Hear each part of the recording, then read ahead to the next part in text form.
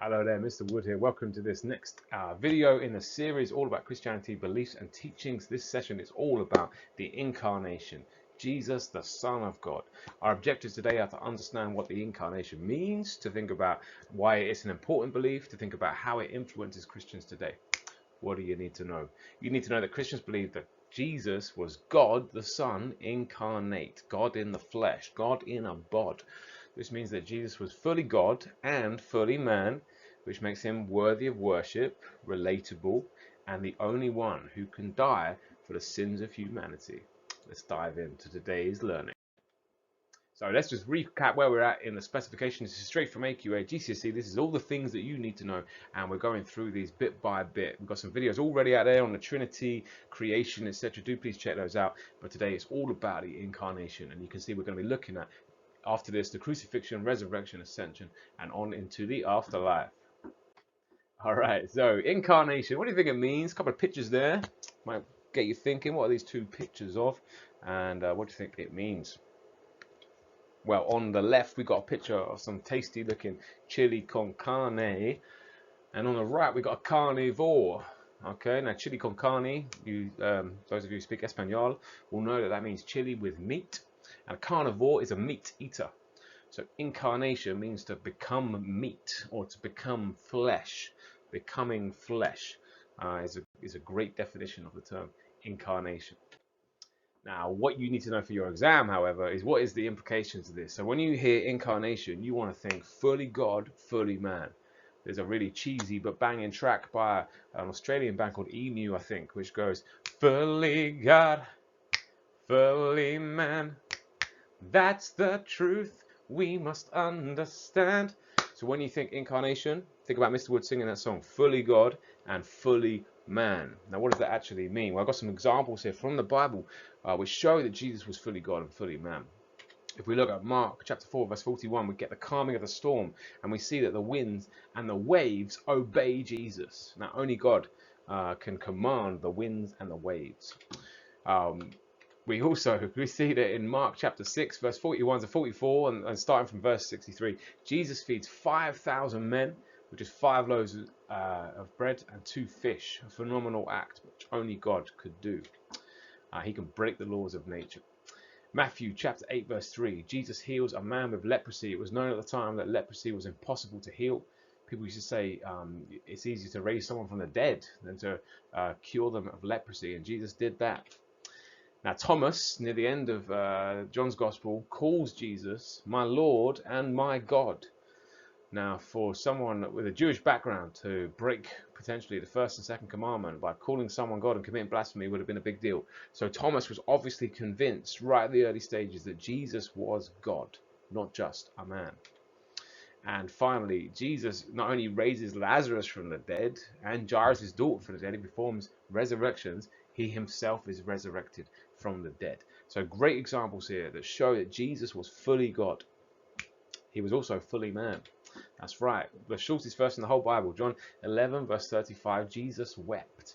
He had human emotions, like all humans. Mark chapter 6, verse 3, it shows that Jesus not only has a job, he's a carpenter, normal job, he also has a mother and brothers and sisters.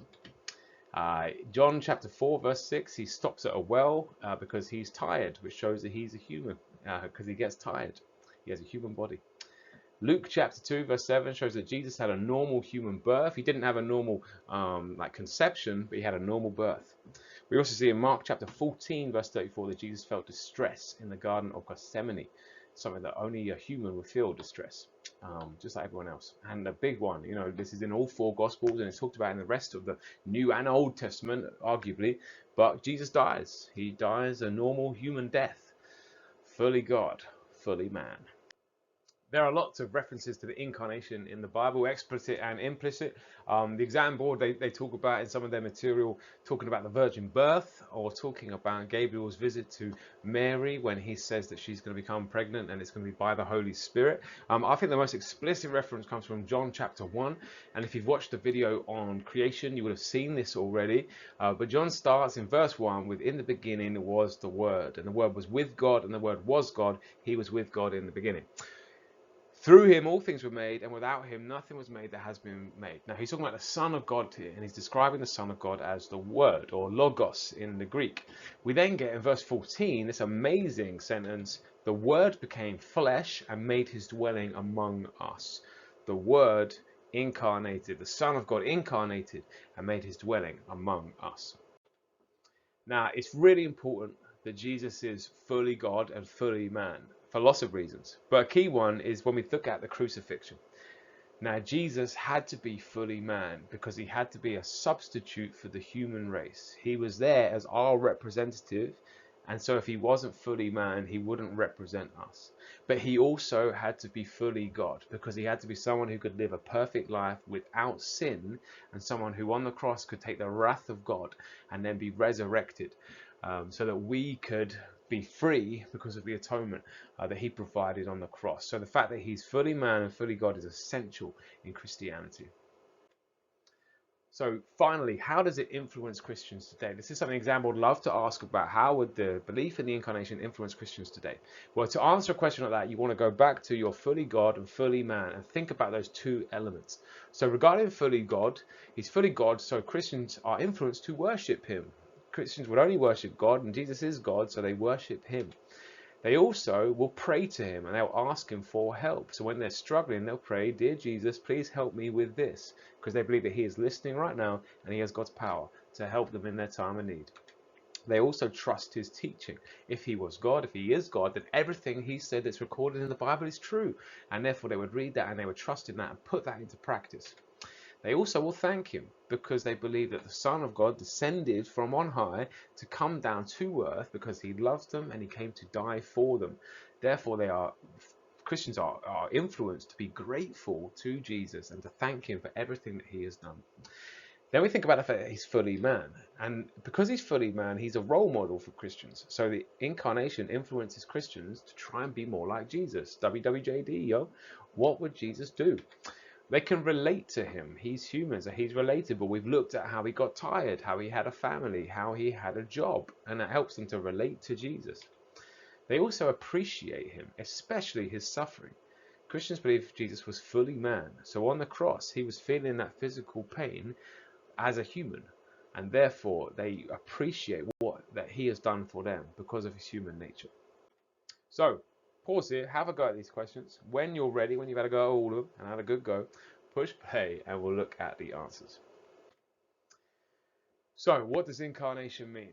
Now, the word incarnation literally means becoming flesh. And the incarnation is the doctrine in Christianity that God became flesh as the man Jesus Christ.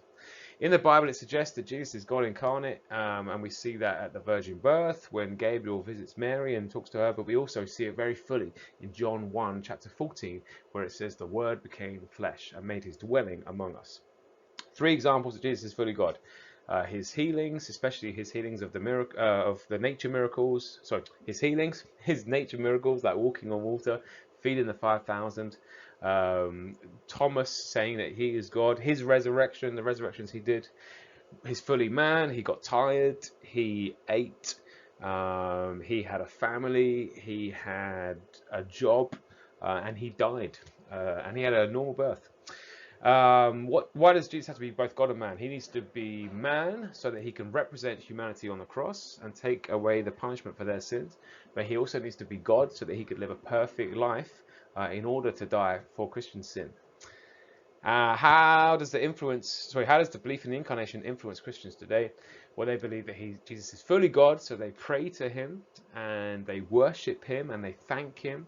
And he's fully man, so they can relate to him. He's their role model, and they try and live like he lived. Christmas should be renamed the Incarnation celebration because people only focus on the birth, not his incarnation. Now, behind this question is the idea that Christmas is actually the celebration of Jesus' incarnation. And sometimes people get a bit caught up on the birth. So you might say, yes, this is a good idea. We should rename it.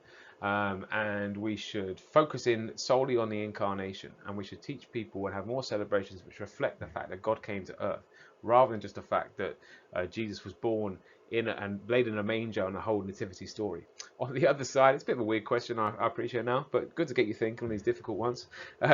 Christmas has been called Christmas for a long time. It literally means the feast of Christ. We are celebrating Christ. It would seem a bit weird probably to rename it now when it's been named Christmas for such a long period of time.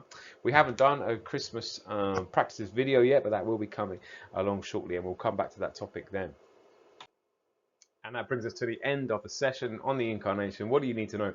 You need to know that Christians believe that Jesus was God incarnate, God in the flesh, which means that he was fully God and fully man, which makes him worthy of worship, relatable, and the only one who can die for humanity's sins. Thanks so much for checking out the video today. See you next time.